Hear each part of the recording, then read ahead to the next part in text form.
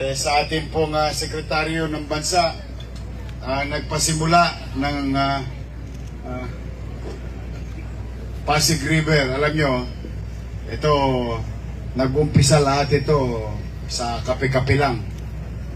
Si Mr. Jerry Acusar din, bago pa siya naging sekretaryo ng bansa, pinasyalan po ako sa City Hall.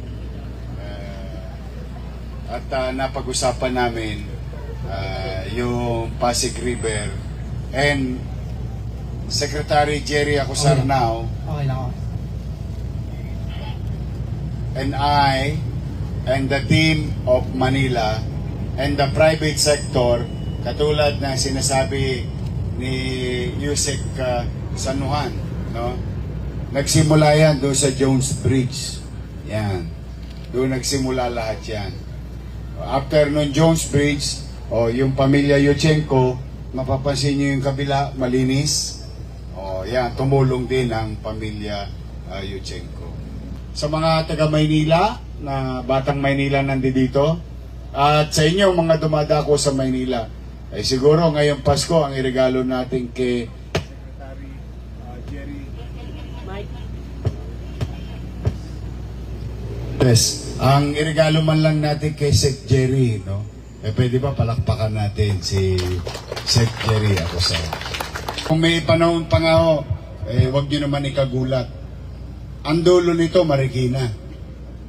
Opo, without any exaggeration, ang master plan nito is from the Delta to Marikina, both side.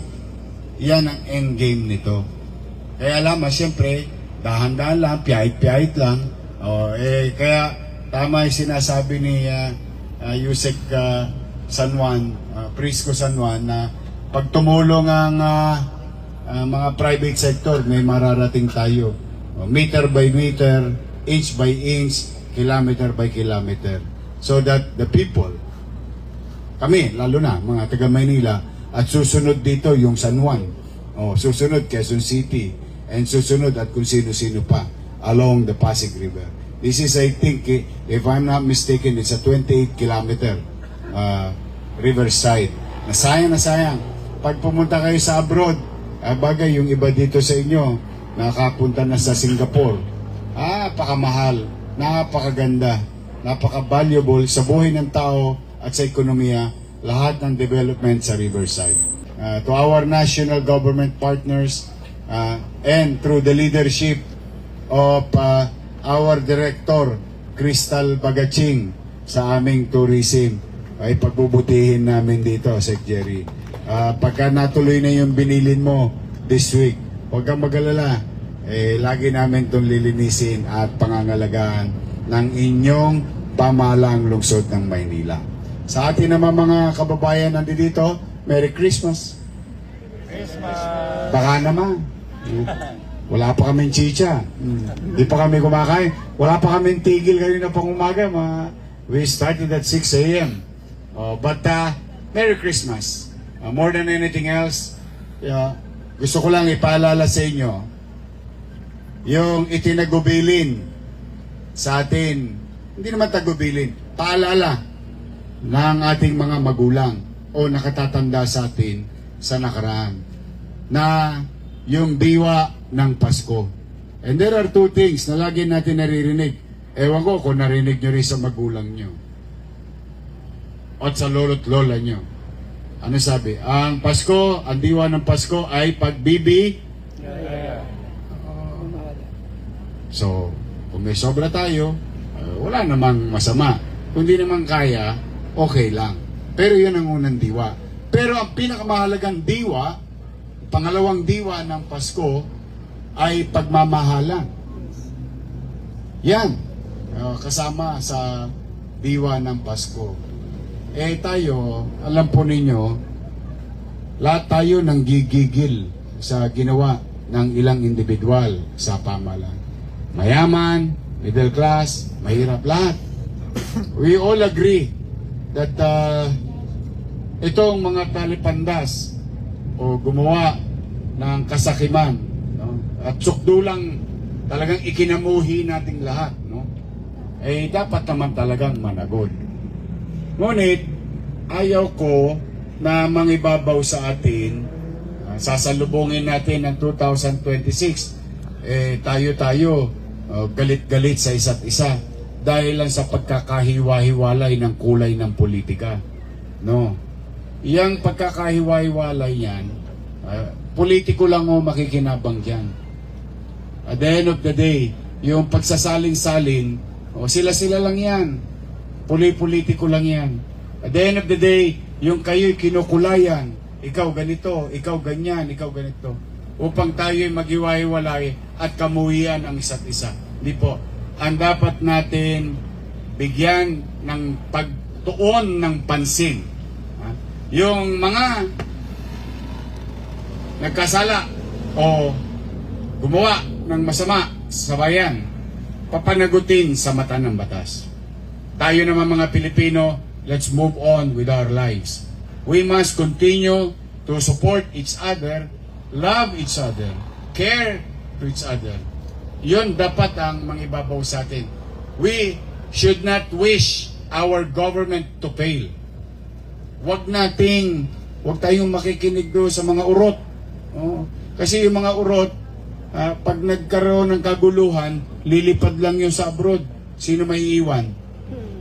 Tayo. Kawawa na naman tayo. Kaya, huwag natin ipangibabaw yung toxicity.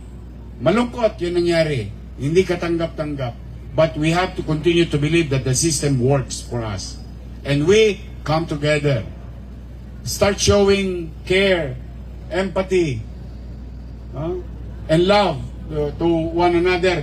And we must anchor ourselves into hope, hoping that someday, somehow, come 2026, sisikat din ang araw sa buhay ng bawat pamilyang Manileño at bawat Pilipino sa ating bansa. We must do that. Alisin natin ang toxic. Let us not hate each other. We may disagree respectfully among each other, but we must not hate and continue to wish that some people in government should fail in their job. No, kawawa po tayo. Sa ending, sa finance, tayo-tayo rin na magkikita.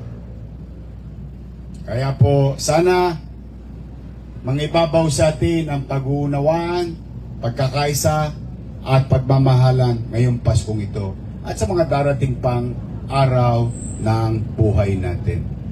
Let's refrain from uncertainty or toxicity. Let's just continue to work.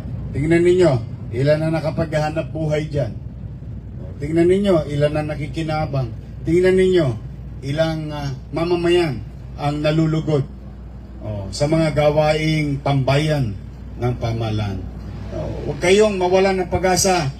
Someday, marami pang ipanganganak na bata na posibleng maging leader, maayos na leader ng ating bansa. So, ayan ang mensahe ko sa lahat sa inyo, mga taga-lungsod at dumadako sa lungsod. At in return naman, pumanatag kayo kung mayroong mga taga-Maynila dito. Huwag kayong mag-alala. Ang pamahalaan na hindi perpekto, pero pumanatag kayo, magbubuti ako. Magsisikap ako.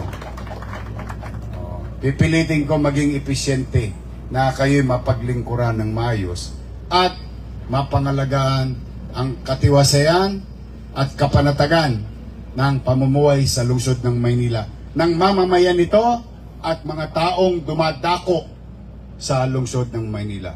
We'll do our best in our own little way, and we'll be happy to be of service to each and every one of you.